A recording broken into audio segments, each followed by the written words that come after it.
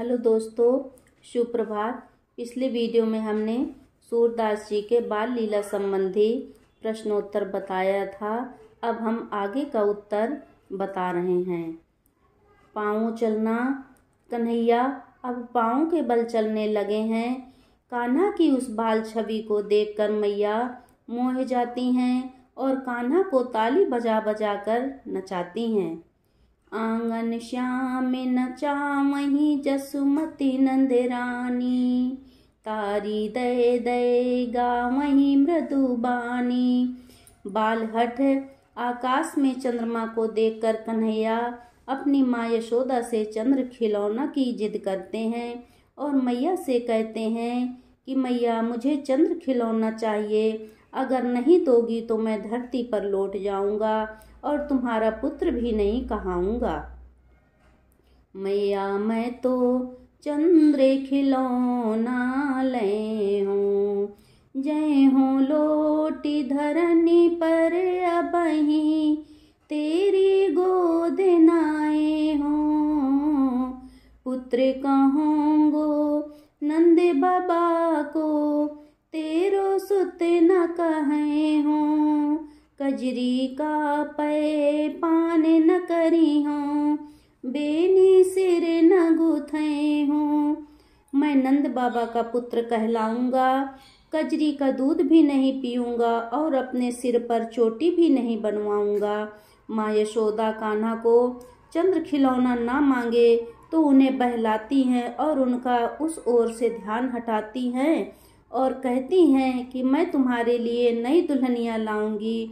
जैसे ही यह बात माँ के मुंह से निकलती है तो कन्हैया मचल जाते हैं। चंदहु ते सुंदर तुही नई दुल्हनिया लई हूँ। तो मैया से कहते हैं कि माँ मेरा ब्याह करा दो, और मचल जाते हैं और अपने पूरे ब्याह की तैयारी करते हैं। माँ यशोदा से कहते हैं, तेरी सौह मेरी सुन मैया, आज ही ब्याहन जय हूँ। शूर श्याम सब सखा बराती, सखियाँ मंगल गए हूँ। मैया तुम्हारी कसम है, मैं तो आज ही अपना ब्याह कराऊंगा। और कहते हैं मेरे सभी ग्वाल बाल मेरे बराती होंगे और सखियां मंगल गीत गाएंगी। यशोदा मैया चाहती हैं कि कान्हा हट छोड़ दे और बहलाने के लिए उन्हें एक थाली में जल भरती हैं और चंद्र का प्रतिबिंब दिखलाती हैं। तब श्री कृष्ण कहते हैं, आन बतावती आन दिखावती बालक ते न पति जय। मुझे और कुछ बताती कुछ हो और दिखाती कुछ हो। उनकी अटपटी बातें सुनकर मैया हार मान लेती हैं। कृष्ण और बलराम मैया से माखन रोटी खाने के लिए मांगते हैं। दो भैया मैया पै मांगते, डेरी माखन रोटी। माखन चोरी लीला।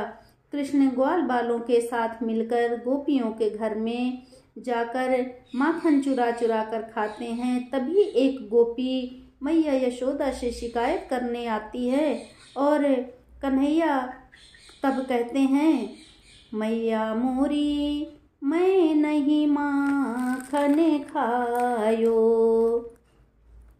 बेड़ी गूथना। यशोदा श्री कृष्ण को गाय का कच्चा दूध पिलाना चाहती है, पर कृष्ण हठ करते हैं और दूध नहीं पीते हैं। तब मैया लंबी मोटी चोटी होने की बात कहती हैं। तब श्री कृष्ण दूध पीने को तैयार हो जाते हैं। मैया मोरी कबहीं बढ़ेगी चोटी, किती बार मोही दूध पिबते भई, या अजहूँ है छोटी। कन्हैया कहते, मैया मेरी ये चोटी कब बड़ी होगी? दिन में मुझे कितनी बार कच्चा दूध पिलाती हो, यह तो आज भी उतनी ही छोटी है। मुझे कच्चा दूध पिलाती हो और मुझे माखन रोटी नहीं देती हो। काचो दूध पियावत मोको, देते न माखन रोटी। खीज, होड़ और चालाकी बच्चों में सहसा एक दूसरे के साथ खेलते हुए खीज हो जाती है और चालाकी भी करते हैं। कृष्ण ग्वाल बालों के साथ बलराम भैया के साथ खेलने जाते हैं, तभी आपस में एक दूसरे के साथ झगड़ते हैं। जब श्री कृष्ण की दाव देने की बारी आती है, खेल में हार हो जाती है, तो श्री कृष्ण खींच जाते हैं और बलराम की शिकायत माँ से करते हैं। खेलत अब मोरी जात बलैया, जबहि मोहि देखत लरिकने संगे, तबहि खिजात बले भैया। मूसो कहत मोल को लीनो, तू अब बाबा कहिन कहत, नंद को जसमत को कहे मैया। जब श्री कृष्ण का पक्ष लेकर मैया बलराम को डांटती हैं तो कृष्ण बहुत खुश होते हैं। सूर्य नंद बलराम ही सुनि मन हर से कन्हैया। तब श्री कृष्ण बहुत खुश होते हैं। बालकों में ऊंच नीच का भेदभाव, बच्चों में द्वेष भाव नहीं होता। बच्चे तो एक साथ खेलते हैं और थोड़ी थोड़ी बात में झगड़ते रहते हैं और फिर एक साथ खेलते हैं। कान्हा का भी खेलते समय झगड़ा हो जाता है। खेल में हार मानकर अपना दांव नहीं देते हैं। तभी सब गोपी ग्वाल बाल कहते हैं, खेलत में को काको गोसैया, हरिहारे जीते श्री दामा, बरबस ही कर तेरे सैया। ग्वाल बाल कहते हैं, खेल में कोई छोटा बड़ा नहीं होता। ग्वालों के साथ गायों को चराने जाना। कन्हैया मैया से कहते हैं, मैया मैं दाऊ भैया के साथ अब गायों को वन में चराने जाऊंगा। सवेरा होने पर बलराम भैया के साथ जाऊंगा। मैं अपनी सबे गाय चरे हों, तेरे कहे न रहे हों।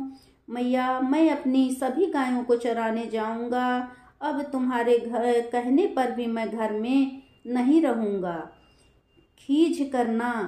कभी कान्हा मैया से खींच कर कहते हैं कि मैया अब मैं गायों को चराने नहीं जाऊंगा।